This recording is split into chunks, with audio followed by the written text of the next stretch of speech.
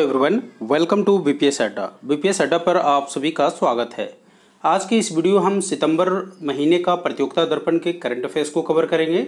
तो इसमें राष्ट्रीय और अंतर्राष्ट्रीय जितनी भी करंट अफेयर्स आपके एग्जाम पॉइंट ऑफ व्यू से इंपॉर्टेंट होगा उन सभी को हम डिस्कस करेंगे। अर्थात जो भी न्यूज आपके प्रतियोगिता दर्पण में दिया गया है उससे जो भी इम्पॉर्टेंट फैक्ट आपके एग्जाम पॉइंट ऑफ व्यू से इम्पॉर्टेंट होने वाला है उसके आपके सामने रखेंगे। तो चलिए स्टार्ट करते हैं आज का सेशन स्टार्ट करने से पहले यदि आप हमारे चैनल पर नए हैं तो चैनल को सब्सक्राइब और बेल आइकन को प्रेस कर दें सो दैट कोई भी वीडियो अगर इस चैनल पर अपलोड किया जाता है तो आपको नोटिफिकेशन मिल जाए और आप कोई भी वीडियो मिस ना करें। तो आइए देखते हैं आज का पहला न्यूज। देखिए, राष्ट्रीय घटनाक्रम के अंतर्गत सबसे जो पहला न्यूज है वो है केंद्रीय मंत्रिपरिषद में व्यापक फेरबदल के पश्चात मंत्रिमंडलीय समितियों में भी फेरबदल किया गया है। तो जैसा कि आपको मालूम है कि हाल ही में केंद्रीय मंत्रिपरिषद में व्यापक रूप से फेरबदल किया गया था और उसके पश्चात आप देखेंगे कि मंत्रिमंडलीय जो समितियां होती है, जो इम्पोर्टेंट कमेटी होते हैं, उसमें भी व्यापक फेरबदल किया गया। तो मंत्रिमंडल का लिस्ट आप पहले भी देख चुके होंगे कि कौन नए मंत्रियां बने हैं, लेकिन आज हम जो चर्चा करेंगे कि जो व्यापक रूप से समितियों में जो फेरबदल हुआ है उसमें क्या फेरबदल हुआ है उसको इस न्यूज़ से हम जोड़ेंगे। तो आइए देखते हैं सबसे पहले कि कौन कौन से कमिटियां होती हैं इम्पॉर्टेंट। तो आप देख सकते हैं यहाँ पर appointment committee of the cabinet, ठीक है। तो ये क्या है? Appointment committee of the cabinet. उसके बाद आवास पर मंत्रिमंडलीय समिति अर्थात cabinet committee on accommodation, cabinet committee on economic affairs, इसका नाम आप बार बार सुनते होंगे। Cabinet committee on political affairs, इसका भी नाम आप बार बार सुनते होंगे। कैबिनेट कमेटी ऑन सिक्योरिटी, इसका भी आप बार बार नाम सुनते होंगे। तो 3 कमेटी तो ऐसे हैं जिसका नाम आप आए दिन अखबारों में सुनते होंगे। तो एक बार फिर से देख लेते हैं वो कौन कौन से हैं। Cabinet committee on economic affairs, cabinet committee on political affairs and cabinet committee on security. ये 3 जो हैं आए दिन आप न्यूज में सुनते होंगे। इसके पहले हमने देखा था appointment committee of the cabinet और कैबिनेट कमेटी ऑन एकोमोडेशन। तो 5 अभी तक हमने देखा। अब आगे देखते हैं। Cabinet committee on investment and growth, cabinet committee on parliamentary affairs and cabinet committee on employment and skill development. तो ये टोटल 8 कमेटियां हैं और जिसमें कुछ न कुछ फेरबदल किया गया है। तो क्या किया गया है आइए देखते हैं। देखिए, उपयुक्त 8 समितियों में से जो अध्यक्ष होते हैं, अब ये 8 में क्या होता है, ये जो 8 समितियां हैं उसमें कोई ना कोई अध्यक्ष होगा। तो मैं आपको बता दूं कि इसमें 8 में से 6 में भारत के प्रधानमंत्री श्री नरेंद्र मोदी जी हैं।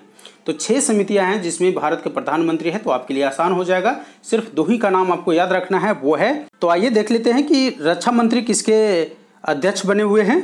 तो रक्षा मंत्री संसदीय मामलों की समिति अर्थात cabinet committee on parliamentary affair जो है उसके अध्यक्ष कौन होंगे? रक्षा मंत्री राजनाथ सिंह। और गृह मंत्री जो हैं आवास समिति के प्रमुख हैं अर्थात कैबिनेट कमेटी ऑन एकोमोडेशन। तो कैबिनेट कमेटी ऑन एकोमोडेशन गृह मंत्री अमित शाह उसके अध्यक्ष होंगे। वहीं cabinet committee on parliamentary affairs के अध्यक्ष होंगे रक्षा मंत्री राजनाथ सिंह। रेस्ट ऑल 6 जो कमेटियां हैं उसके अध्यक्ष प्रधानमंत्री श्री नरेंद्र मोदी जी खुद होंगे। तो here you can see the list आपको मैं दे रहा हूँ। ये लिस्ट आप वीडियो को पॉज करके आप पढ़ सकते हैं। I am not going to read the name of all the members. आप यहाँ देखिए कि पहला में मंत्रिमंडल की नियुक्ति समिति है अपॉइंटमेंट कमेटी ऑन कैबिनेट। आप यहाँ देख सकते हैं आवास पर मंत्रिमंडलीय समिति, इसमें कौन कौन से सदस्य हैं आप एक बार गो थ्रू हो लीजिएगा। आर्थिक मामलों पर मंत्रिमंडलीय समिति के अध्यक्ष कौन है, इसको हालांकि इसमें देखने की आवश्यकता नहीं है। बेसिकली आपको एग्जाम पॉइंट ऑफ व्यू से जो जानना है वो ये कि इसके अध्यक्ष कौन है, जो इम्पॉर्टेंट है। Because there are so many members including, अगर हम 8 कमेटियां की बात करें तो इसमें बहुत सारे मेंबर्स हैं। तो एक बार अगर आपको यूं ही गो थ्रू होना है नॉलेज पर्पज से तो आप गो थ्रू हो सकते हैं वीडियो को पॉज करके। संसदीय मामलों पर समिति, राजनीतिक मामलों पर समिति, सुरक्षा पर मंत्रिमंडलीय समिति, निवेश व विकास पर मंत्रिमंडलीय समिति। तो इस प्रकार से आप देख सकते हैं। चलिए, इसके बाद जो अगला इंपॉर्टेंट न्यूज है वो हमारा है कि उत्तराखंड के पश्चात कर्नाटक में भी भाजपा की सरकार में नेतृत्व में परिवर्तन किया गया। जैसा कि आपको मालूम है कि हाल ही में उत्तराखंड के मुख्यमंत्री को चेंज किया गया था अर्थात भाजपा के नेतृत्व को चेंज किया गया था। उसके बाद अब हाल ही में कर्नाटक के मुख्यमंत्री येदियुरप्पा को हटाकर वहां नए मुख्यमंत्री की नियुक्ति की गई और अर्थात भाजपा नेतृत्व में परिवर्तन किया गया। तो आपको जो एग्जाम पॉइंट ऑफ व्यू से क्या याद रखना है, हमें ये मतलब नहीं है कि भाजपा नेतृत्व में कौन बन रहा है कौन नहीं बन रहा है। We are not going to be a political talkative, हम लोग कोई पॉलिटिकल टॉकेटिव नहीं होने वाले हैं। हमें जो एग्जाम पॉइंट ऑफ व्यू से इंपॉर्टेंट है, तो एग्जाम पॉइंट ऑफ व्यू से हमारे लिए क्या इंपॉर्टेंट है कि येदियुरप्पा के स्थान पर अब कर्नाटक का मुख्यमंत्री कौन बन गया है। Right, I hope you are getting my point. तो कर्नाटका के मुख्यमंत्री जो वर्तमान में बने हैं उनका नाम है, क्या नाम है, बसवराज बोम्मई। एक बार फिर से बोलिए, बसवराज बोम्मई। ठीक है, इनका नाम याद रखिएगा, थोड़ा सा टेढ़ा है, बसवराज बोम्मई इनका नाम है। और ये कर्नाटका के पूर्व मुख्यमंत्री येदियुरप्पा के स्थान पर अब बने हैं। तो इससे पहले कर्नाटका के मुख्यमंत्री थे येदियुरप्पा, और वे येदियुरप्पा जी कर्नाटका के 4 बार मुख्यमंत्री रह चुके थे। ठीक है, तो कर्नाटका के 4 बार मुख्यमंत्री येदियुरप्पा जी को हटा करके अब किनको बनाया गया है, बसवराज बोम्मई को बनाया गया है। तो आई होप इतनी बातें आपको समझ में आई होगी। So now here you can see the picture of Basavaraj Bommai in the right corner bottom. आप यहाँ देखिए, ये बसवराज बोम्मई हैं और इनको कर्नाटका के मुख्यमंत्री के रूप में नियुक्त किया गया है। किनके स्थान पर, येदियुरप्पा के स्थान पर। राइट, चलिए, मेरी प्रयास यही रहेगी कि जो मैं आपको टीचिंग कर रहा हूं वो आपको यहीं पर समझ में आ जाए और आपको फिर से दोबारा प्रतियोगिता दर्पण को ओपन करने की आवश्यकता ना पड़े। Whatever the important point is there in Pratiyogita Darpan, वो सभी को मैं इसमें आपको कवर करूंगा। नथिंग विल बी लेफ्ट, आपको पढ़ने के लिए, आपको पछताने के लिए कुछ भी नहीं छोड़ा जाएगा इसमें। यू विल नॉट से कि सर ये पॉइंट इंपॉर्टेंट था आपने कवर नहीं किया है, ऐसा आप नहीं कहेंगे। अगर आप हमारी बातों से सहमत हैं then you can write on your comment in comment section, और अगर असहमत भी हैं तो आप अपना जो सहमति और असहमति कमेंट सेक्शन में मुझे लिखकर बताएंगे। एक चीज़ और, अगर आपको हमारा यह प्रयास अच्छा लगे तो वीडियो को लाइक जरूर कीजिएगा। देखिए, आप लोग वॉच तो करते हैं बट वीडियो को लाइक नहीं करते हैं। इससे क्या होता है कि वीडियो बनाने वाले का जो इंकरेजमेंट फैक्टर होता है वो कम हो जाता है। सो वीडियो बनाने वाले के लिए क्या होता है कि एक आपकी लाइक जो होता है एक बहुत इंकरेजिंग फैक्टर होता है। चाहे आप हमारी वीडियो देख रहे हो या किसी और की वीडियो देख रहे हो, एक हैबिट बनाइए, थोड़ा सा लाइक कर दीजिए। चलिए, तो आई होप जो भी वीडियो वॉच कर रहे होंगे आप सभी ने लाइक कर दिया होगा, और एक ही बार लाइक कीजिएगा, 2 बार लाइक कीजिएगा तो डिसलाइक हो जाएगा। राइट, चलिए, अब एक चीज़ और यहाँ से ध्यान रखना है कि 61 वर्षीय बसवराज बोम्मई कर्नाटक के 23वें मुख्यमंत्री होंगे।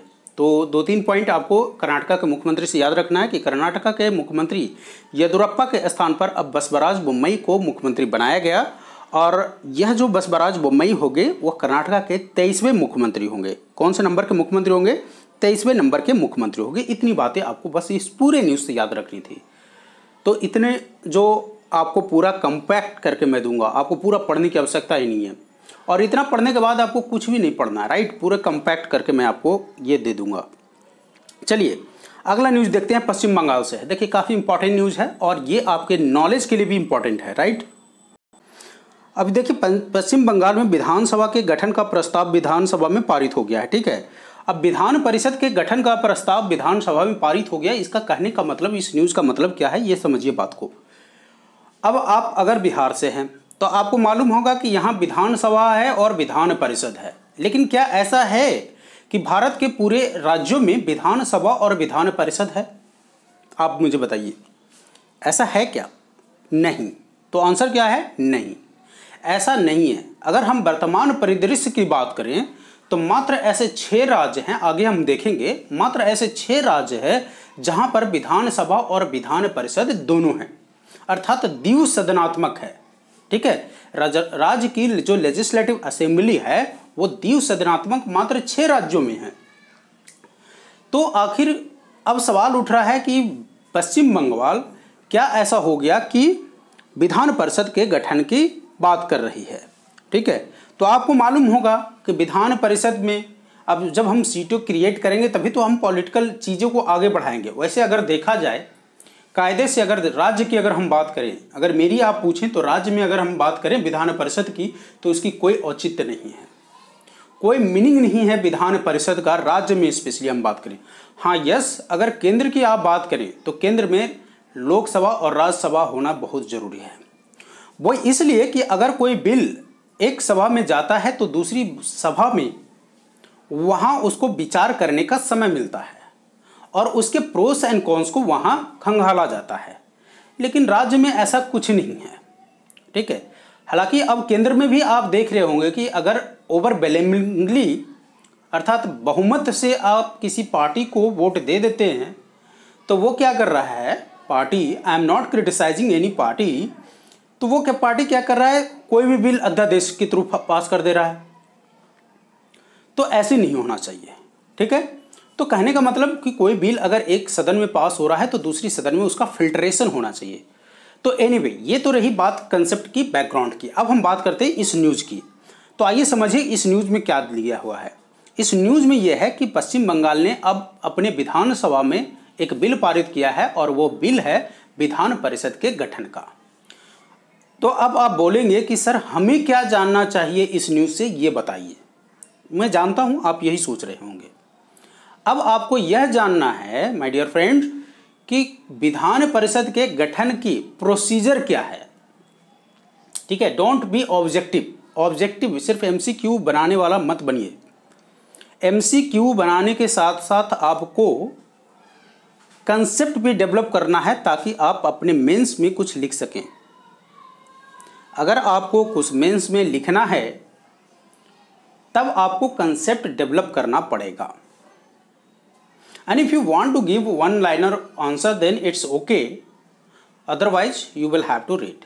तो चलिए, तो क्या प्रोसीजर है इसका? प्रोसीजर विधान परिषद का गठन या स्थगन, कुछ भी करना हो, खत्म करना हो, स्थगन नहीं, उसको खत्म करना हो, मतलब रखना ही। कोई राज्य नहीं चाहता है कि हमारे पास विधान परिषद हो, यानी किसी का गठन या समाप्ति।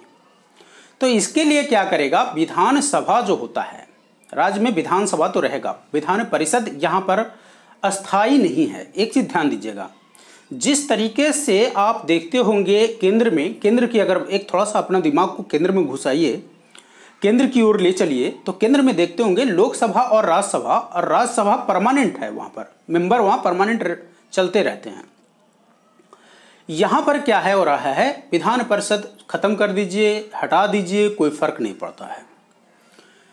तो यहाँ अब गठन करना है या समाप्ति करना है, अब इसके लिए एक बिल पास होगा विधानसभा के द्वारा। विधानसभा के द्वारा बिल पारित करके राज्यपाल की सहमति मिल जाएगी। उसके बाद इसको भेज दिया जाएगा केंद्र सरकार के पास। केंद्र सरकार इसको लोकसभा और राज्यसभा, फिर से ध्यान दीजिएगा, विधानसभा में एक राज्य ने विधानसभा में बिल पारित किया विधान परिषद की गठन की, उसको भेजा गया केंद्र के पास। केंद्र सरकार ने लोकसभा और राज्यसभा दोनों में, अब जो मैं बोलने जा रहा हूं उसको ध्यान दीजिएगा, साधारण बहुमत से, यह एक प्रश्न बन जाता है यहां पर। फिर से मैं बोलता हूं, लोकसभा और राज्यसभा साधारण बहुमत से इस बिल को पास करेगा अगर उसको अप्रूव करना है तो, राइट। अगर केंद्र सरकार को लगता है कि यह जरूरी है, गठन के लिए अप्रूवल दे देगा, तो वह साधारण बहुमत से अपनी मंजूरी दे देगा और उसके बाद राष्ट्रपति इसको अप्रूवल दे देंगे और फिर विधान परिषद का गठन हो जाएगा। तो ये तो थी प्रोसीजर। आई होप मेरी बातें आपको समझ में आई होगी, क्रिस्टल एंड क्लियर है। अब आपको क्या ध्यान में रखना है, ये तो आपको समझ में आ गया। अब यहाँ देखिए, एक बार मैं पढ़ देता हूँ। और एक चीज़ जो यहाँ याद रखना है आपको, वो है एक कॉन्स्टिट्यूशन का आर्टिकल 171 सब क्लॉज 2, ठीक है। संविधान के अनुच्छेद 171 सब क्लॉज 2, ये आर्टिकल आपको याद रखना है। किसके तहत ये बिल पारित किया जाता है, अर्थात यह सारे प्रोसीजर जो होते हैं विधानसभा द्वारा इस तरह पारित प्रस्ताव को संविधान के अनुच्छेद 171(2) के तहत लोकसभा व राज्यसभा में साधारण बहुमत से पारित करना होगा, जिसके पश्चात राष्ट्रपति के अनुमोदन के पश्चात ही विधान परिषद के गठन की अनुमति प्राप्त होती है। ये बातें मैंने आपको बता दिया। तो आपको जो एक बातें याद रखनी थी, आर्टिकल 171 सब क्लॉज 2 को आपको ध्यान में रखना है, ठीक है। ये प्रश्न आपसे एग्जाम में पूछा जा सकता है। इसके बाद जो आपको ध्यान में रखना है, वो क्या ध्यान में रखना है कि वर्तमान में वो कौन कौन से राज्य हैं और क्या और कोई ऐसा राज्य है जिसमें विधान परिषद के गठन के लिए बिल पेंडिंग है केंद्र सरकार के पास। तो दो ऐसे राज्य हैं, आसाम और राजस्थान, जिसने बिल पारित करके अपने विधानसभा से बिल पारित करके केंद्र सरकार को भेजा हुआ है, लेकिन स्टिल अप्रूवल केंद्र सरकार से नहीं मिला है, अर्थात राज्यसभा और लोकसभा में यह बिल पारित नहीं हुआ है। तो ये तो बात रही कि कितने बिल केंद्र सरकार के पास लंबित है, तो 2, और इंक्लूडिंग अगर हम आसाम बात करें तो 3 हो गया। अब ये हम बात करते हैं कि वर्तमान में वो राज्य कौन कौन से हैं, अर्थात वो 6 राज्य कौन हैं जहां पर विधान परिषद और विधानसभा दोनों हैं, अर्थात बाइलिंगुअल है। ठीक है, तो यहां देखिए ये है आपको उत्तर प्रदेश, बिहार, आंध्र प्रदेश, महाराष्ट्र, तेलंगाना और कर्नाटका। आई होप आपको याद हो गया होगा। एक बार मैप को विजुअलाइज कीजिए, इंडिया को मैप के अपने दिमाग में लेकर आइए, और जब इंडिया के मैप को आप दिमाग में लेकर आइएगा तो बिहार के बगल में है उत्तर प्रदेश, और तो ये 2 हो गया, और आंध्रा और तेलंगाना आपको मालूम ही है कि दोनों एक ही स्टेट से बने हैं, तो आंध्रा और तेलंगाना, तो 2 2 4 हो गया। तो बचा हुआ 2 कौन है, तो बचा हुआ 2 है, एक कर्नाटका और एक है महाराष्ट्र। समझ में आया? एक बार फिर से मैं बोल देता हूं, बिहार और उत्तर प्रदेश दोनों पड़ोसी है, तेलंगाना और आंध्र दोनों पड़ोसी है, और उसके बाद महाराष्ट्र और कर्नाटका। ये 6 स्टेट का नाम आपको याद रखना है जहां पर वर्तमान में द्विसदनात्मक व्यवस्था है, राइट, राज्य में। चलिए अब इस पर ज़्यादा समय नहीं वेस्ट कीजिए। अब अगला न्यूज है, स्वदेश में विकसित MPATGM मिसाइल का न्यूनतम रेंज के लिए सफल परीक्षण किया गया। अब आपके दिमाग में घूम रहा होगा कि ये MPATGM क्या है, तो सबसे पहले तो इसका फुल फॉर्म याद कर लीजिए। MPATGM का फुल फॉर्म होता है फायर एंड फॉरगेट, ठीक है, fire and forget man portable anti tank guided missile. तो MPATGM का होता है man portable anti tank guided missile. तो इस वर्ड से आपको क्या समझ में आ रहा है? देखिए, एक अगर वर्ड आपको समझ में आ गया तो करंट अफेयर्स आप यूं उखाड़ के फेंक दीजिएगा। तो मैन पोर्टेबल, ठीक है, man portable anti tank guided missile, तो एक ऐसा मिसाइल होगा जिसको आदमी, मैन का मतलब क्या होता है, आदमी ले जा सके, पोर्टेबल मतलब ले जा सके, ठीक है, जिसको लॉन्च कर ले आदमी ले जा सके वैसा, और एंटी टैंक गाइडेड मिसाइल मतलब इसका काम क्या होगा, टैंक को भेदने के लिए। समझ में आ रहा है? चलिए एक पिक्चर ड्रॉ करते हैं, थोड़ा सा बस एक रफ समझाने का प्रयत्न करेंगे। सपोज दैट यहाँ पर एक टैंक है, ठीक है, ये एक टैंक है, और यहाँ पर कोई व्यक्ति है जो एक मिसाइल कैरी करके लेके आ रहा होगा अपने कंधे पर, लॉन्चर देखे होंगे आपने, ठीक है, तो ये लेके आ रहा है और इसको भेदेगा, अर्थात इस टैंक को उड़ाएगा। दिस इज नथिंग बट अब बस ध्यान में रखिए MPATGM अर्थात man portable anti tank guided missile, right. तो ये हो गया, और इसका सफल परीक्षण किसने किया है, तो DRDO। एक ही आदमी है जो यहाँ पर पूरा मिसाइल को बनाता है, वो है DRDO। और DRDO को फुल फॉर्म क्या होता है, डिफेंस रिसर्च डेवलपमेंट ऑर्गेनाइजेशन, अर्थात रक्षा अनुसंधान और विकास संगठन। इसका फुल फॉर्म याद रखिएगा, बार बार एग्जाम में पूछ दिया जाता है। इसका गठन कब हुआ था आप कमेंट सेक्शन में लिख के मुझे बताएंगे, थोड़ा सा आप भी मेहनत कीजिए। DRDO का गठन कब हुआ है और इसके अध्यक्ष कौन है वर्तमान में, इसका नाम जरा लिख के मुझे कमेंट सेक्शन में ज़रूर बताइएगा। इतना तो मैं आपसे एक्सपेक्ट कर ही सकता हूँ। चलिए तो अब ये देखिए, थोड़ा सा इसका इतिहास पढ़ देता हूँ मैं। आत्मनिर्भर भारत को बढ़ावा देने और भारतीय सेना को मजबूत करने की दिशा में एक और कदम आगे बढ़ाते हुए भारत के रक्षा अनुसंधान और विकास संगठन अर्थात DRDO ने स्वदेशी रूप से विकसित कम वजन वाले, ठीक है, कम वजन वाले fire and forget. Fire and forget का मतलब होता है अगर आप एक बार मिसाइल को दाग दिए तो वापस नहीं आएगा, ठीक है, भूल जाइए उसको। Fire and forget man portable anti tank guided missile का सफल परीक्षण 21 जुलाई 2021 को किया गया। मिसाइल को एक man portable launcher thermal site के साथ एकीकृत कर लॉन्च किया गया था और लक्ष्य एक टैंक की तरह बनाया गया था। मिसाइल ने सीधा हमला किया और लक्ष्य को सटीक रूप से पहचाना।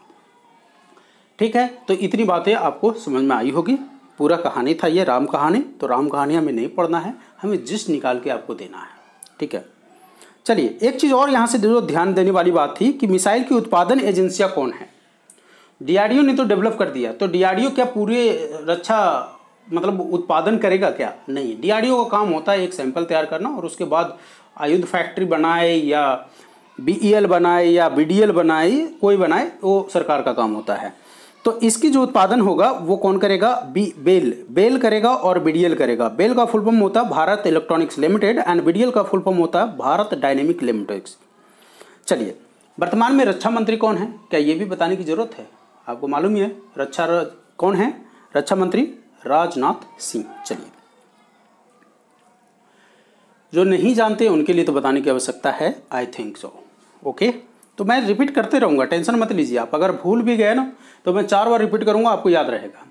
तो वर्तमान में रक्षा मंत्री कौन है? राजनाथ सिंह। डीआरडीओ का फुल फॉर्म क्या होता है? इस तरह के प्रश्न आपसे पूछ लिया जाएगा। डीआरडीओ का फुल फॉर्म क्या होता है? तो रक्षा अनुसंधान और विकास संगठन।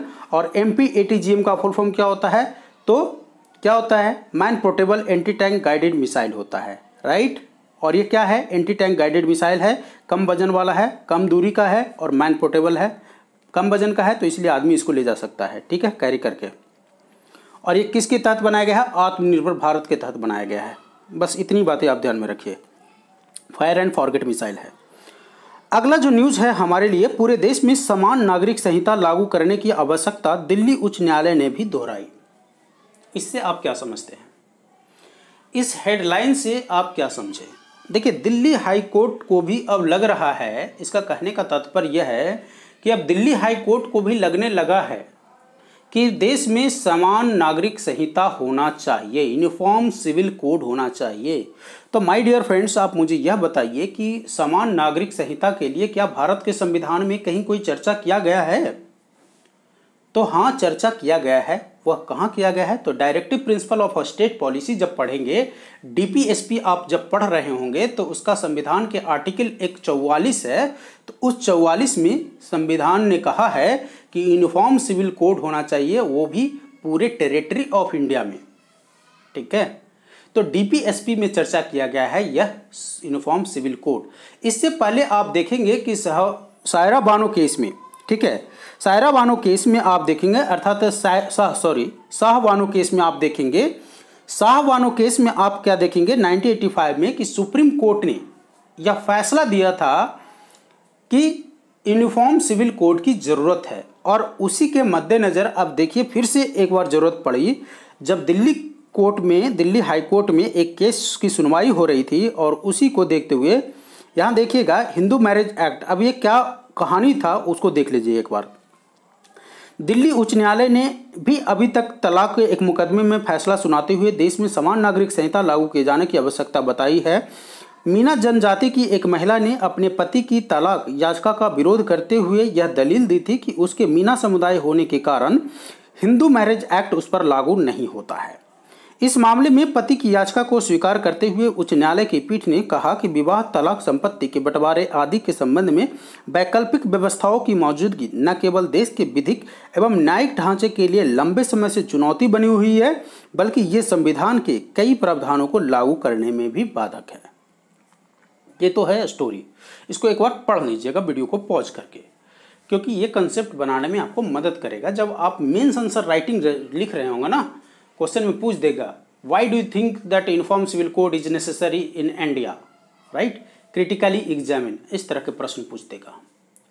तब आपको जरूरत पड़ेगी ये सारे क्रिटिसिज्म देने के लिए और रेफरेंस देने के लिए कि what does the supreme court referred and why and when और what Delhi high court said, ठीक है। ये सारी चीज़ों को कहना पड़ेगा और कौन कौन से केस थे उसको लिखना पड़ेगा वहाँ पर। तो आपने देखा ऊपर के कि शाह बानो केस और दिल्ली में एक मीना वाला केस जो हुआ, तब दिल्ली हाई कोर्ट को भी लगा कि यूनिफॉर्म सिविल कोड होना चाहिए।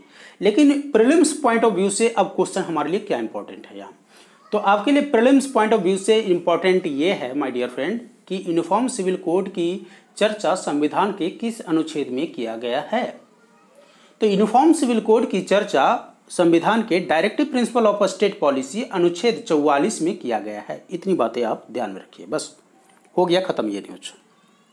आइए अगला न्यूज़ देखते हैं। अगला न्यूज़ है जम्मू कश्मीर से। देखिए जम्मू कश्मीर में क्या हुआ था वो मैं बता देता हूँ। मैं पूरा स्टोरी नहीं पढ़ूंगा, ठीक है ना, आपको बस एक जो आउटलाइन है इसका वो दे देता हूँ, बाकी आप वीडियो पॉज कीजिए, पढ़ लीजिए। या आपके पास अगर मैगजीन है, बहुत समय है आपके पास, मुझे मालूम है आपके पास बहुत समय है, आप पढ़ेंगे, ठीक है। जहाँ जहाँ पढ़ने की आवश्यकता है मैं आपको रेफर करवा दूंगा कहाँ पढ़ने की आवश्यकता है, जहाँ नहीं पढ़ने की आवश्यकता वहाँ टाइम वेस्ट मत कीजिए। अब इसमें क्या न्यूज में है कि जम्मू कश्मीर उच्च न्यायालय के नाम में परिवर्तन किया गया है। देखिए, जम्मू कश्मीर में आपको मालूम होगा कि केंद्र शासित प्रदेश बना दिया गया। लद्दाख और जम्मू कश्मीर को केंद्र शासित प्रदेश बनाया गया और वर्तमान में कितने केंद्र शासित प्रदेश हैं ये बताने की मुझे आपको आवश्यकता नहीं है। तो जम्मू और कश्मीर में और लद्दाख को जब केंद्र शासित प्रदेश बनाया गया तो आपको मालूम होगा कि Jammu and Kashmir high court हुआ करता था एक। जब ये दोनों को केंद्र शासित प्रदेश बनाया गया तो इसका नाम बदलकर कर दिया गया common high court of union territory of Jammu and Kashmir and union territory of Ladakh. इतना लंबा लाइन कर दिया गया इसका नाम, ठीक है। तो किसी को अच्छा लगेगा क्या? आपका नाम अगर इतना लंबा बना दे कि कोई बोल ही नहीं पाए तो आपको भी अच्छा नहीं लगेगा। तो आप क्या करेंगे? एक ही उपाय है, नाम चेंज करेंगे और क्या करेंगे, है ना। तो वही किया केंद्र सरकार ने। अब उसका नाम चेंज करके क्या कर दिया, high court of Jammu and Kashmir and Ladakh. Simple सी बात है, high court of Jammu and Kashmir and Ladakh. तो एक बार याद कर लीजिए कि जम्मू एंड कश्मीर का जो हाई कोर्ट है उसका नाम क्या कर दिया गया, high court of Jammu and Kashmir and Ladakh. अब यहाँ से जो जानने वाली बातें हैं कि वर्तमान में कुल कितने हाई कोर्ट हैं हमारे देश में, नंबर ऑफ हाई कोर्ट्स कितने हैं, ये ऑब्जेक्टिव प्रश्न बन जाता है। वह प्रश्न पूछे या ना पूछे उसको मैं 1 स्टार दूंगा, ठीक है। नाम जो परिवर्तन हुआ उसको 1 स्टार दूंगा, लेकिन ये जो नंबर ऑफ हाई कोर्ट है ना इसको 3 स्टार दूंगा। 3 स्टार वाला प्रश्न है, मार्क कर लीजिएगा। तो नंबर ऑफ हाई कोर्ट है 25 और सबसे पुराना हाई कोर्ट कौन है, कोलकाता हाई कोर्ट, और उसका स्थापना कब हुआ था, 1862 में। वहीं सबसे न्यूनतम हाई कोर्ट कौन है, सबसे न्यूनतम हाई कोर्ट है आंध्र प्रदेश का, ठीक है, जिसका स्थापना हुआ है 2019 में। सो सबसे नवीनतम है वह आंध्र प्रदेश हाई कोर्ट है जिसका स्थापना हुआ है 2019 में। आई होप इतनी बातें आपको समझ में आई होगी। चलिए, तो जो तेलंगाना वाला हाई कोर्ट है वो आपको हो गया। तो आंध्र प्रदेश और तेलंगाना जो हाई कोर्ट बना और उसके बाद जो न्यूनतम हो गया, तो ये टोटल 25 है और सबसे पुराना 1862 में कोलकाता हाई कोर्ट की स्थापना हुई थी और इसमें सबसे नवीनतम उच्च न्यायालय 2019 में स्थापित आंध्र प्रदेश उच्च न्यायालय है। इतनी बातें आपको ध्यान में रखनी है। एक चीज़ यहाँ से थोड़ा सा मैं और डिस्कस करना चाहूँगा कि कई बार जो प्रश्न है ना वो यहाँ से पूछ देता है माय डियर फ्रेंड्स, प्रश्न जो है यहाँ से पूछता है और कई बार बच्चे छोड़ के आ जाते हैं, कई बार कन्फ्यूजन होता है। तो जो मैं हाईलाइट किया हूँ थोड़ा सा वीडियो पॉज कर लीजिएगा। और यहाँ अब देखिए यहाँ पर क्या है, मैं क्या करना चाह रहा हूँ कि जो भारत के सभी 25 उच्च न्यायालय है, तो आप यहाँ देख सकते हैं कलकत्ता उच्च न्यायालय की स्थापना 1862 में हुई थी, जैसा कि हमने डिस्कस किया, और ये सबसे पुराना है। तो आप यहाँ से स्थापना भी देख सकते हैं, इसके बाद स्थापना कहाँ हुआ था ये भी देख सकते हैं। और एक बार आप देख लीजिए कि कहाँ कहाँ पर है, ये एक लिस्ट दिया हुआ है। तेलंगाना हैदराबाद में हुआ था 1 जनवरी 2019 का, और आंध्र प्रदेश का स्थापना अमरावती में हुआ था 1 जनवरी 2019 का। तो ये दोनों रिसेंट है, ठीक है। तो लेटेस्ट आप तेलंगाना या आंध्र प्रदेश कोई भी रहेगा तो आप ऑप्शन में उसको बना सकते हैं। तो ये आपके ऑप्शंस में अनुसार से मिल जाएगा। उसके बाद जो मेरी कंसर्न था वो क्या कंसर्न था, कंसर्न ये नहीं है, मेरा कंसर्न है इसके न्याय क्षेत्र के बारे में लेकर के। कई बार ऐसा देखा गया है कि प्रश्न जो है ना न्याय क्षेत्र से पूछ देता है कि कलकत्ता, सपोज दैट एक एग्जांपल के तौर पर मैं आपको बता दूं कि कलकत्ता उच्च न्यायालय का न्यायिक क्षेत्र कौन कौन से आते हैं। तो कलकत्ता न्यायिक हाईकोर्ट न्यायिक क्षेत्र के अंतर्गत पश्चिम बंगाल का एरिया आता है और अंडमान निकोबार का एरिया आता है। तो एक बार मैं आपसे रिक्वेस्ट करूंगा कि वीडियो को पॉज करिएगा और इस न्यायिक क्षेत्र को एक बार गो थ्रू हो लीजिएगा। जैसे एक एग्जाम्पल और देता हूं मैं आपको, जैसे गुवाहाटी हाई कोर्ट, अगर गुवाहाटी हाई कोर्ट कर लें तो उसमें 4 स्टेट है। 4 स्टेट कौन कौन है, अरुणाचल प्रदेश, आसाम, नागालैंड और मिजोरम। तो देख रहे हैं थोड़ा सा जो पेकुलरिटी है ना वो बढ़ रहा है। तो इस पेकुलरिटीज़ को समझिए और मेरी कंसर्न को समझिए कि मैं क्या आपसे कहना चाह रहा हूँ। तो अगर गुवाहाटी हाई कोर्ट की हम बात करें तो उसका न्यायिक क्षेत्र है अरुणाचल प्रदेश, असम, नागालैंड और मिजोरम। मान लेते हैं प्रश्न में इस तरीके से रहे कि लक्षद्वीप किस हाई कोर्ट के न्यायिक क्षेत्र के अंतर्गत आएगा। आपके पास ऑप्शन रहेगा तमिलनाडु, कर्नाटका, केरला, इस तरीके से रहेगा, या महाराष्ट्र। तो आपका आंसर होगा केरल, ठीक है, क्योंकि लक्षद्वीप किसके अंतर्गत आता है, केरल के अंतर्गत आता। बस इतनी बातें मैं आपको समझाना चाह रहा था। एक बार वीडियो को पॉज करके थोड़ा सा पढ़ लीजिएगा। चलिए एक बार देख लेंगे, आई होप आप समझदार हैं, आप देख ही लेंगे। इसके बाद जो मैं कहना चाह रहा था कि राष्ट्रीय खाद्य प्रौद्योगिकी उद्यमिता और प्रबंध संस्थान विधेयक संसद के दोनों सदनों में पारित हो गया। तो सबसे पहले तो ये बिल का ध्यान में रखिए कि राष्ट्रीय खाद्य प्रौद्योगिकी उद्यमिता और प्रबंधन संस्थान विधेयक संसद के दोनों सदनों से पारित हो गया, अर्थात national institute of food technology entrepreneurship and management bill इसको बोलते हैं। अब ये पारित होने के बाद क्या होता है, इसमें अब क्या होगा कि फूड टेक्नोलॉजी उद्यमिता और प्रबंधन के संस्थानों को अब राष्ट्रीय महत्व के संस्थान घोषित करने का प्रावधान इस विधेयक में है। और अगर कोई भी संस्थान को राष्ट्रीय महत्व का संस्थान घोषित कर दिया जाता है तो इसके फायदे क्या हैं? इसके फायदे ये होते हैं कि इन संस्थानों को अब अधिक केंद्रीय सहायता मिलेगा और उसके साथ साथ इसको स्वायत्तता जो है अधिक हो जाएगा, अर्थात इसकी जो स्वायत्तता है वह क्या हो जाएगा, अधिक हो जाएगा, और इसको केंद्र से सहायता भी अधिक मिलेगा। राष्ट्रीय महत्व होने का यही मतलब होता है। अब दो इंस्टीट्यूट का नाम जो आपको ध्यान में रखना है वो यह कि NIFTEM और IIFPT, ये दोनों का लोकेशन आपसे पूछ सकता है, ये है कहाँ पर। तो NIFTEM जो होता है इसका फुल फॉर्म होता है national institute of food technology entrepreneurship and management. ये है हरियाणा में, हरियाणा के कुंडली में स्थित है। कहाँ है?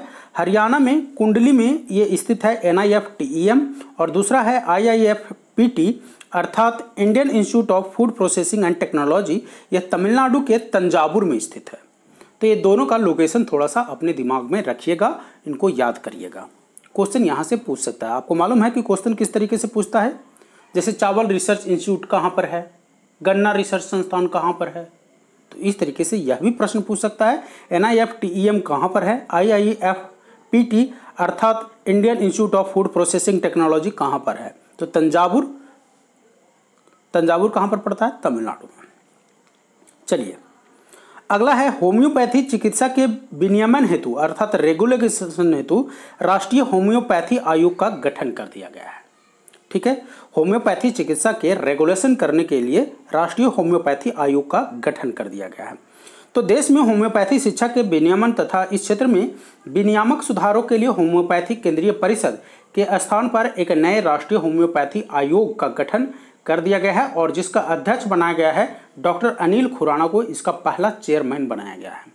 इतनी बातें आपको ध्यान में रखनी है। उसके अलावा आपको क्या ध्यान में रखनी है कि होम्योपैथी चिकित्सा के विनियमन के लिए होम्योपैथी केंद्रीय परिषद अधिनियम 1973 का स्थान लेने के लिए होम्योपैथी अधिनियम 2020 सितंबर 2020 में पारित किया गया था। तो इस चीज़ को आपको ध्यान में रखनी है, ये हाईलाइटेड पॉइंट को, राइट। चलिए आगे बढ़ते हैं। अब ये थोड़ा सा और इम्पॉर्टेंट न्यूज बन जाता है, 3 स्टार वाला प्रश्न फिर से एक बार आ गया। अब यहाँ क्या है, काकतीय रुद्रेश्वर मंदिर जो कि तेलंगाना में है और धौलावीरा जो कि गुजरात में है। धौलावीरा आपको मालूम है, बहुत पढ़े होंगे इतिहास, हड़प्पा कालीन स्थल है, तो कहाँ है, गुजरात में। और काकतीय रुद्रेश्वर मंदिर आपने नहीं सुना होगा, कोई नहीं, मैं बता देता हूँ, तेलंगाना में स्थित है। अब इसको यूनेस्को ने विश्व विरासत की सूची में शामिल कर लिया गया है, और इस प्रकार भारत से टोटल विश्व विरासत की सूचियों में शामिल होने वाला 40 हो गया है। संख्या जो है अब विश्व विरासत सूची में भारत से 40 हो गया है। अब उसमें 3 प्रकार के सूची होते हैं, एक होता है मिश्रित स्थल, दूसरा होता है कल्चरल, और तीसरा होता है प्राकृतिक। तो भारत में टोटल 32 जो हैं सांस्कृतिक स्थल है। कल्चरल 40 में से अगर डिवाइड कीजिएगा तो 40 में से आउट ऑफ 32 जो है कल्चरल प्रॉपर्टीज है, 7 जो है प्राकृतिक स्थल है, और 1 जो है मिश्रित स्थल। अब यहाँ देखिए इस न्यूज़ के बारे में समझिए। यूनेस्को ने तेलंगाना में वारंगल स्थित काकतीय रुद्रेश्वर मंदिर, ठीक है, काकतीय रुद्रेश्वर मंदिर को व गुजरात के कच्छ जिले के हड़प्पा काल के धौलावीरा को विश्व विरासत के रूप में घोषित किया है। ठीक है, अब ये जो रुद्रेश्वर मंदिर है इसको हम रामप्पा मंदिर भी बोलते हैं। ठीक है, कहाँ है ये, तेलंगाना में। तेलंगाना का रुद्रेश्वर मंदिर जो है उसको रामप्पा मंदिर भी बोला जाता है, और यह 13वीं सदी का मंदिर है। ठीक है, काफ़ी पुराना मंदिर है। तो यह 13वीं सदी का मंदिर है और इसको बनाया गया था काकतीय वंश के द्वारा। तो यह प्रश्न बन जाएगा यहाँ से। अगर यूनेस्को की सूची वाला नहीं पूछा तो यह पूछ देगा कि रामप्पा मंदिर जो है वो कब का बना हुआ है, तो 13वीं सदी का। कौन से वंश के द्वारा बनाया है, तो काकतीय वंश के द्वारा बनाया गया है। और यह किस भगवान का मूर्ति है, यहाँ पर मंदिर है, तो भगवान शिव को समर्पित इस मंदिर में मुख्य रूप से राम लिंगेश्वर स्वामी की पूजा किया जाता है। ठीक है, तो किसको समर्पित है, भगवान शिव को, और राम लिंगेश्वर स्वामी की यहाँ पूजा होती है। इसके अलावा धौलावीरा के कच्छ में जो है, धौलावीरा कच्छ के रण में स्थित नमक के विशाल मैदानों से घिरा हुआ है। और यह जो है धौलावीरा एक क्या है, हड़प्पा कालीन स्थल है, जिसको भी अब विश्व विरासत सूची में शामिल कर लिया गया है। और इस प्रकार भारत से टोटल 40 स्थल जो है अब यूनेस्को के विश्व विरासत स्थल में शामिल हो गए हैं, जिसमें मैंने आपको बताया कि 32 कल्चरल हैं, 7 नेचुरल हैं और 1 जो है मिक्स्ड है। यहाँ पर एक लिस्ट दिया गया है जिसमें भारत के कुल जो 40 यूनेस्को के लिस्ट में शामिल स्थल हैं उसका नाम यहाँ पर आप देख सकते हैं। आप इसे याद भी कर सकते हैं कि कौन कौन से स्थल हैं जो विश्व विरासत सूची में डाला गया है। अब रही बात 67th बीपीएससी की, ठीक है, तो क्या 67th बीपीएससी में इस तरह के प्रश्न पूछे जाने की संभावना है? बिल्कुल बनती है, क्योंकि पिछला बार एक प्रश्न आपने देखा होगा कि एक प्रश्न आया था कि इनमें से कौन कौन से स्थल जो है यूनेस्को के विश्व विरासत सूची में शामिल है। तो यहाँ ध्यान दीजिए, ये लिस्ट आप तो देखिए कीजिएगा पूरा। उसके अलावा आपको मैं बिहार वालों के लिए मैं बता दूं कि बिहार का नालंदा महावीर, ठीक है, इसको 2016 में शामिल किया गया था। उसके अलावे आप यहाँ देखेंगे एक और मैं आपको बताना चाहूँगा, गया, ठीक है, बोध गया स्थित महाबोधि मंदिर, ठीक है, ये 2002 में शामिल किया गया है। तो ये आप देख रहे हैं बिहार का नालंदा महावीर जिसको 2016 में शामिल किया गया था, और बोध गया स्थित महाबोधि मंदिर 2002 में शामिल किया गया था। तो इसको भी आप फोकस रखिएगा, ठीक है। आप एग्जाम दे रहे हैं अगर 67th बीपीएससी का तो आप फोकस करिएगा। अदरवाइज आप कोई भी कम्पिटेटिव पॉइंट ऑफ व्यू से पढ़ रहे हैं तो इसको एक बार लिस्ट को गो थ्रू जरूर होइएगा। और जो मिश्रित स्थल है उसको एक बार जरूर देखिएगा। मिश्रित स्थल में कंचनजंगा राष्ट्रीय पार्क है जो कि सिक्किम में है, ठीक है। तो एक तो आपको यहाँ से जो ध्यान आएगा ना, यहाँ पर प्राकृतिक वाला, तो ये भी पूछते रहता बार बार कहाँ पर है, कहाँ पर है, कहाँ पर है। तो ये आप देख लेते हैं एक बार, प्राकृतिक स्थल वाला थोड़ा सा देख लेते हैं। काजीरंगा राष्ट्रीय पार्क असम में है, मानस वन्यजीव अभयारण्य असम में है, केवलादेव राष्ट्रीय पार्क भरतपुर राजस्थान में पड़ता है, सुंदरबन राष्ट्रीय पार्क पश्चिम बंगाल में पड़ता है, नंदा देवी राष्ट्रीय पार्क चमेली उत्तराखंड में पड़ता है, चमोली उत्तराखंड में पड़ता है, पश्चिमी घाट सह्याद्री पर्वत ये मुक्ता केरल में पड़ता है। और बेसिकली पश्चिमी घाट अगर देखेंगे तो जो कर्नाटका, केरल, तमिलनाडु वाला एरिया में पड़ता है, लेकिन जो केरल वाला पार्ट है उसके पार्ट को यूनेस्को लिस्ट में शामिल किया गया है, सह्याद्री वाला पार्ट को। ग्रेट हिमालय नेशनल पार्क मिश्रित जो है प्राकृतिक स्थल में शामिल किया गया है। तो ये तो थे कुछ लिस्ट जो कि यूनेस्को के विश्व विरासत स्थल के रूप में शामिल किया गया है और जो आपके एग्जाम पॉइंट ऑफ व्यू से इम्पॉर्टेंट है। तो आई होप ये बातें आपको समझ में आई होगी और आप थोड़ा सा वीडियो को पॉज करिएगा और डिटेल में आप पढ़ सकते हैं इसको। अब आइए हम बात कर लेते हैं अंतर्राष्ट्रीय घटनाक्रम के। तो अंतर्राष्ट्रीय घटनाक्रम में जो पहला हेडिंग है हमारा, अगस्त 2021 में भारत सुरक्षा परिषद का अध्यक्ष बना। देखिए मालूम है आपको कि यूनाइटेड नेशन सिक्योरिटी काउंसिल होता है एक यूएन में, यूएन की अगर हम बात करें तो यूनाइटेड नेशन सिक्योरिटी काउंसिल होता है, ये आपको मालूम है। यूनाइटेड नेशन सिक्योरिटी काउंसिल में टोटल सदस्य की संख्या होती है 15, जिसमें 5 जो होते हैं अस्थायी अर्थात परमानेंट मेंबर हैं। वो कौन कौन से मेंबर हैं, थोड़ा सा कमेंट सेक्शन में थोड़ा टाइपिंग बढ़ाइए अपना और कमेंट सेक्शन में मुझे लिख के बताइए कि वो are the nations which has been given और which has been awarded the permanent member of United Nation और which are the country known as the permanent member of the United Nation, right. चलिए तो इसको comment section में आप लिखेंगे। तो मैं कहाँ था, मैं ये चर्चा कर रहा था कि यूनाइटेड नेशन सिक्योरिटी काउंसिल में टोटल 15 मेंबर होते हैं, जिसमें 10 अस्थायी होते हैं और 5 अस्थायी होते हैं। तो भारत जो है अगस्त 2021 में अस्थायी सदस्य बना है और अस्थायी सदस्य देशों की जो ड्यूरेशन होता है वह 2 साल के लिए होता है। और भारत अब 2021-2022 के लिए मेंबर बना है।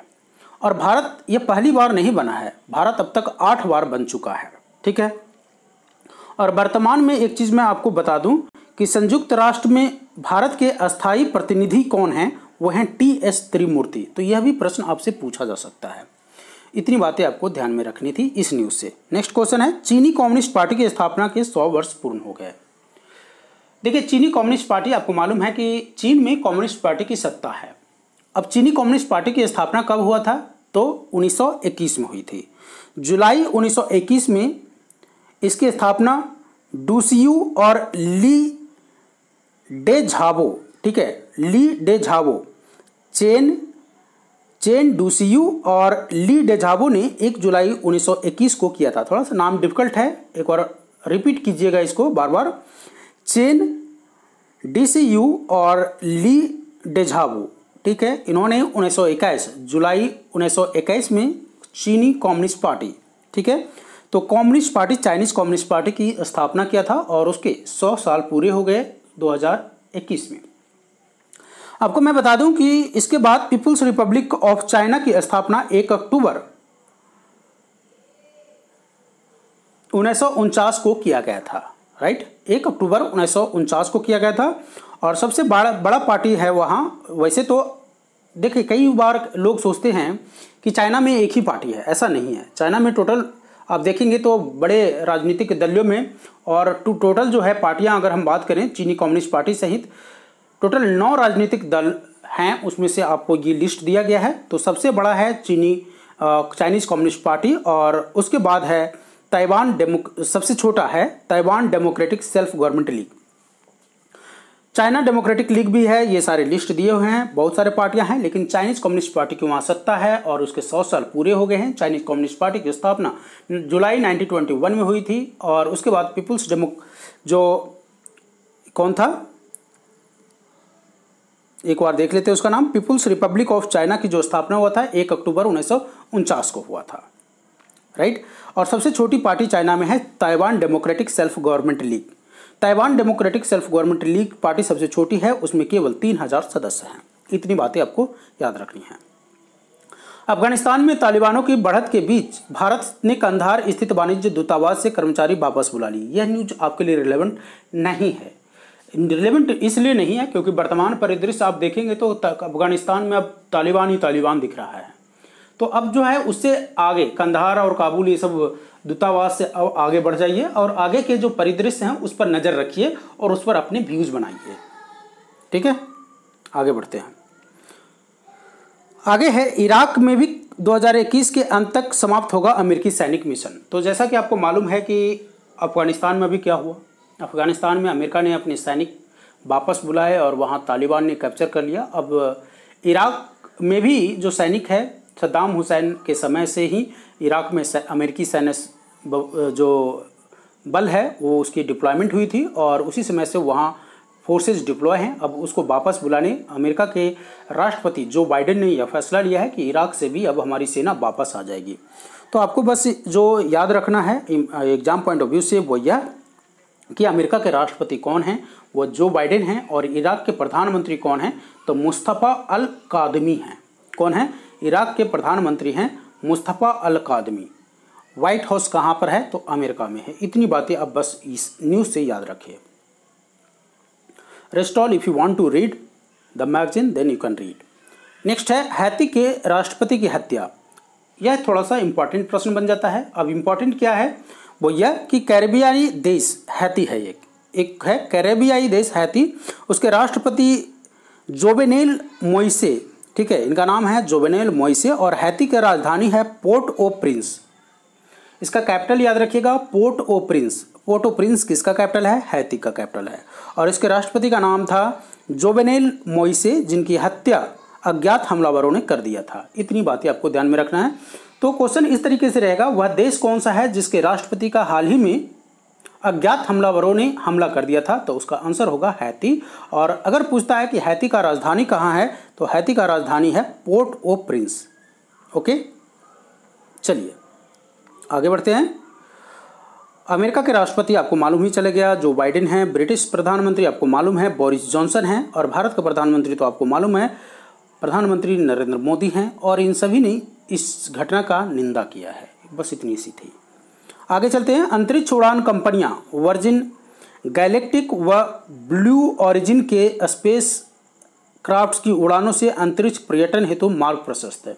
ठीक है, ये दो कंपनियां प्राइवेट कंपनियां हैं जो स्पेस में अपने अंतरिक्ष यान भेजते हैं और इन्होंने कहा है कि 2022 तक बहुत नॉर्मल हो जाएगा कि हम अपने अंतरिक्ष यान से लोगों को टूरिज्म, स्पेस टूरिज्म कर सकेंगे। एक वर्ड जो आपको ध्यान में रखना है यहाँ, एज ऑफ स्पेस, एक वर्ड जो आपको आएगा इस पूरे न्यूज़ को जब पढ़िएगा आप, तो एक न्यूज़ आएगा एज ऑफ स्पेस। अब ये एज ऑफ स्पेस की जो कंसेप्ट है वो क्या है, समझने वाली बात ये है। बाकी जो आपको virgin galactic and blue origin space aircraft जो है वो किसके हैं, आप देख सकते हैं कि वर्जिन गैलेक्टिक के यूनिटी की उड़ान जो है अंतरिक्ष पर्यटन की दिशा में जुलाई 2021 में पहली फ्लाइट जो थी 11 जुलाई को उस समय हुई जब वर्जिन ग्रुप के संस्थापक, ये याद रखिएगा नाम इनका थोड़ा सा, वर्जिन ग्रुप के संस्थापक हैं रिचर्ड ब्रेंसन। ठीक है, वर्जिन ग्रुप के संस्थापक कौन है, रिचर्ड ब्रेंसन, और इनका भी नाम थोड़ा सा याद रखिएगा। आपको मैं बता दूं कि अमेजॉन के संस्थापक हैं जेफ बेजोस। ठीक है, तो जेफ बेजोस, और उसके बाद एक जो कंसेप्ट मैं बताना चाह रहा था वो एज ऑफ स्पेस। ठीक है, तो एज ऑफ स्पेस क्या है, जब क्या होता है कि जब फ्लाइट, एक थोड़ा सा ड्राइंग करूंगा मैं, मान लेते हैं एक सैटेलाइट है। ठीक है, एक बस एक रफ आइडिया मैं देने का प्रयत्न कर रहा हूँ। यहाँ से एक सैटेलाइट लॉन्च हुआ। ठीक है, जस्ट इमेजिन कीजिए, बस हमारी ड्राइंग उतनी अच्छी नहीं है तो कि मैं आपको पूरा सैटेलाइट बना सकूं, तो जस्ट इमेजिन कीजिए कि यहाँ से एक सैटेलाइट लॉन्च करने की व्यवस्था की गई है और सैटेलाइट लॉन्च होता है और 15 किलोमीटर तक जाने पर यूनिटी के रॉकेट इंजन की यान से अलग हो जाता है और उसके बाद इसकी स्पीड हो जाती है 3 मैक। ठीक है, कितना हो जाता है, 3 मैक हो जाता है, जो कि लगभग 3704 किलोमीटर प्रति घंटा की स्पीड से हो जाता है। पृथ्वी से लगभग 90 से 100 किलोमीटर की ऊंचाई तक पहुंचता है और वहां अंतरिक्ष की सीमा मानी जाती है। तो कहने का मतलब क्या है कि जो एज ऑफ स्पेस होता है वह पृथ्वी की सतह से 90 से 100 किलोमीटर होता है। ठीक है, 90 से 100 किलोमीटर जो एक लेयर अगर हम बात करें तो ये होता है एज ऑफ स्पेस। अब ये एज ऑफ स्पेस में होता क्या है, होता यह है कि यहाँ पर भारहीनता का स्थिति उत्पन्न हो जाता है। अब आप वेटलेस हो जाएंगे, आपको अपना वेट पता ही नहीं चलेगा। ठीक है, तो ये वेटलेस हो जाता है और this is known as the age of space, the limit 90 to 100 kilometre. ठीक है, आप यहाँ से देखेंगे तो 100 किलो अप टू 100 किलोमीटर तक आपको एज ऑफ स्पेस, वहाँ से एज ऑफ स्पेस स्टार्ट हो जाता है, जहाँ से भारहीनता आपको महसूस होने लगे, that is known as of space. So this was the concept which is new for you people, so you should know this, right, आपको यह जानना चाहिए। सो वर्ष 2022 के तक अंतरिक्ष के वाणिज्यिक उड़ानों की शुरुआत करने की बातें की गई है इन दोनों प्राइवेट कंपनियों के द्वारा। उसके बाद अच्छी बात है ये, आप भी जाइए।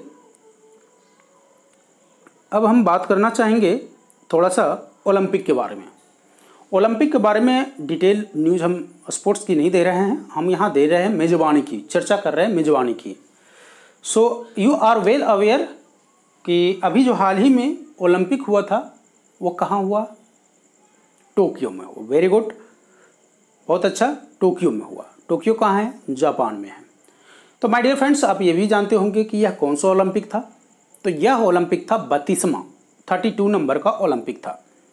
32वां ओलंपिक जो है जापान के टोक्यो शहर में हुआ और आपका हेडिंग है वर्ष 2032 के 35वें ग्रीष्मकालीन ओलंपिक खेलों की मेजबानी कहाँ पर किया जाएगा, ब्रिस्बेन में किया जाएगा। और ये ब्रिस्बेन कहाँ पर है, ऑस्ट्रेलिया में है। तो 32वां हुआ टोक्यो में और 35वां होगा ब्रिस्बेन में। तो भाई साहब ये 33वां और 34वां कहाँ पर होगा, दिमाग में प्रश्न उठ रहा होगा, और अगर नहीं उठ रहा है तो उठना चाहिए, है ना। तो 32वां और अर्थात 32वां तो हो गया टोक्यो में, तो 33वां और 34वां कहाँ होगा। तो आपने देखा कि 32वां टोक्यो में और 35वां ब्रिस्बेन, और ब्रिस्बेन कहाँ पर पड़ता है, ऑस्ट्रेलिया में। तो हम बात कर रहे हैं 33वां और 34वां का, तो आइए उसको भी देख लेते हैं। 33वां और 34वां को, उसको क्यों छोड़ देंगे।